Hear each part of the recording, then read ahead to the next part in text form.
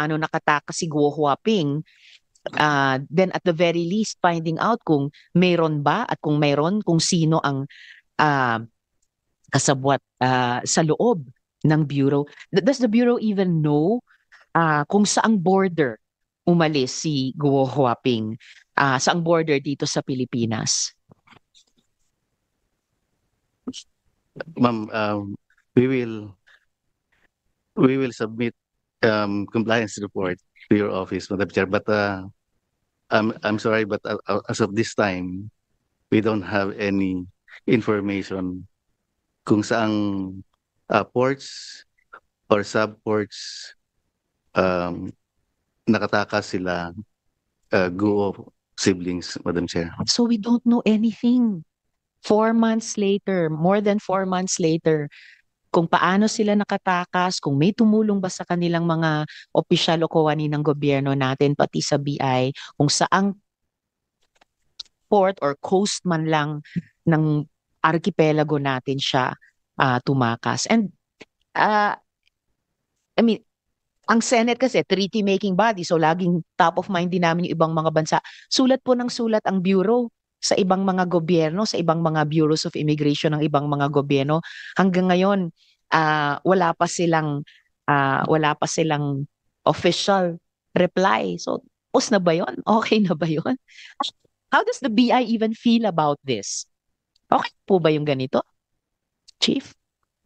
Um, I fully agree, Madam Chair. We will submit um, any compliance report as soon as possible, Madam Chair, to your office.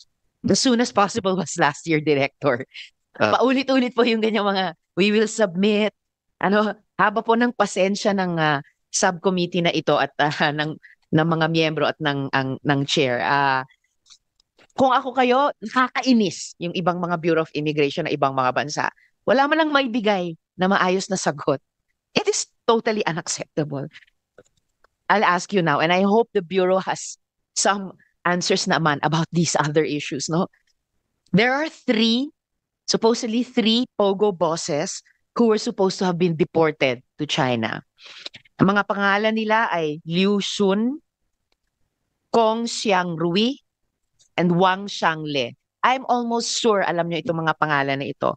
Sila po ay unang deportees after the raid of Riran's company, where 4,500 Chinese POGO workers were rounded up. Tanong ko po sa inyo, hindi lang kay Chief Manahan, pati kay Attorney Santos or Acting Chief Uy. Tanong ko po sa inyo, ang sinakyan ba nila ay direct flight o transit flight lang? And may we see a copy of the implementation order of their deportation?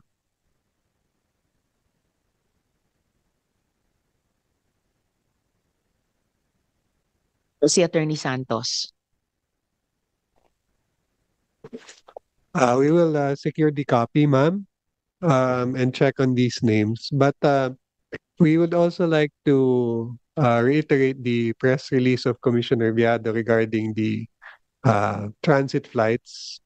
So our commissioner reiterated the requirements for deportation, which is the passport, the ticket, and the NBI clearance. For coordination with our partner agencies, we do that with regard to fugitives once they are declared as fugitives by their governments. So in this case, ma'am, we will retrieve the documents and update the committee. No, that was the first. Those three were the first deportees after the raid on reruns. Were not tens, not hundreds, but thousands of Chinese POGO workers were rounded up. And those three bosses, POGO bosses, were supposed to be deported to China. I think during this hearing, you can provide us a copy of the deportation order. Imposibleng wala yon. And very importantly, direct flight ba ang binook sa kanila o transit flight lamang yung sinakyan nila? Yes, Chief Manahan. Madam Chair, if I can recall, yung meron pong first three na dineport. part of the reruns na 438. Yung ticket po nila, as I can recall, is Air Asia bound for China. Meron po yatang layover. Saan yung layover, Chief? I can't recall, but it parang Hong Kong, Madam Chair. Hong Kong. Um, Itong tatlo, itong first three, ay itong sina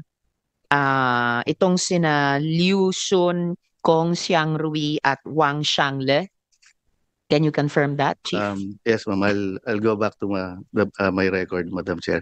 Pero po yung tatlong ito na claim to be bosses, actually, ma'am, 438 foreign nationals, we never uh, uh, have any information na may boss or bosses doon. So kung But if you confirm na itong tatlo, sina Liu, Kong at Wang, ang tatlong unang dineport, they are reportedly Chinese POGO bosses. May at least initial information sa kanila na ganon. yes, ma'am. Whoever the agency reported na yun po yung mga bosses, we don't have any idea. Actually, ma'am, we arrest only. We're not particular on any classification or categories of the ranks ng mga inaaresto ng So please Bureau of send me Immigration. the implementation order on the deportation of those first three, Yes, Madam lalo Chair. na kung ma-confirm natin na sila sina Liu, Kong at Wang. Yes, Madam Chair. The three I named. Madam Chair, can I share something? Yes, please. The BI needs to share more Right. para maging kapaki-pakinabang itong hearing na ito. Yes, please Yung- proceed, Chief. First is the ticket. The usual deportation po, we secure assistance from the embassy to provide tickets. Ito po yung mga challenges ng BI kung saan kukunin po yung mga tickets. Ngayon there's a clamor to deport yung mga nahuhuli the soonest and the fastest time. So ang ginawa po ng BI, nag-initiate po sila ng dialogue with the PDLs kung sino po yung pwedeng magbigay or mag-shoulder or mag-purchase ng kanilang mga tickets. So, January 8 po nangyari ito, matter of 2 weeks. Ito na po yung pinaka-fastest deportation na nangyari sa history ng BI, 2 weeks. At ang unang nagpa-deport is yung tatlo po yun na yun na kiniklaim to be boss or bosses. Siyempre, kung bosses sila, afford nila. Kasi kumita na sila ng malaki sa POGO dito Yes, eh. Madam Chair. Actually, Pero yung mga PDLs pa ang tinanong kung pwedeng mag-shoulder ng tickets nila, hindi ba dapat may pondo ang BI para sa deportation na inuutos ng BI? Madam Chair, sorry to say, wala po. Kaya po Alright. yung mga challenges po ng BI, Mhm. wala po silang allocated funds for the tickets ng mga deportees. Madam Chair, also, the reason po na dineport itong tatlo, wala naman po ang Chinese embassy at that time, wala pong minanifest na itong tatlong ito is fugitive or merong criminal offense sa China.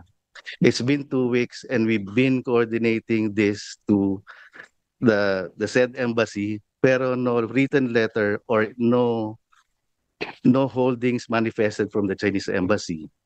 So, ang inimplement po natin dito is the Philippine law na to remove them the soonest time possible sa country as directed by the President during the time of the SONA to ban and cease and desist all operations and to remove them. And did those first three, lalo na kung sina Liu, Kong at Wang, actual ba silang nakarating sa China?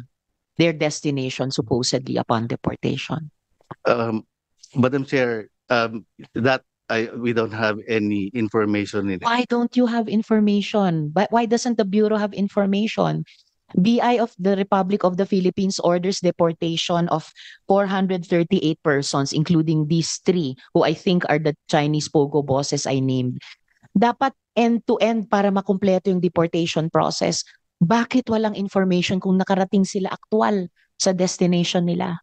I can, if my chief legal can correct me, but my personal opinion to this is that our main objective is to simply remove them out of the country and implement the deportation. No, sir, I think even pending receipt of the copy of the deportation order, malinaw na removed from the Philippines but arriving in some other country.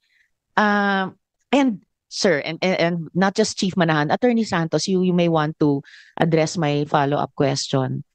Paano kung sabihin ko sa inyo na hindi sila nakarating sa China at nawala na lang sa layover? You told me na destination nila was China but they were going to have a layover in Hong Kong. Paano kung sabihin ko sa inyo na I have confirmation na ni kaluluwa nila hindi na nakarating sa China? Hindi ba responsibility natin, as I was asking Chief Manahan, responsibility natin tiyakin na diretso pa uwi ang ating dinedeport? So what would you say to that information?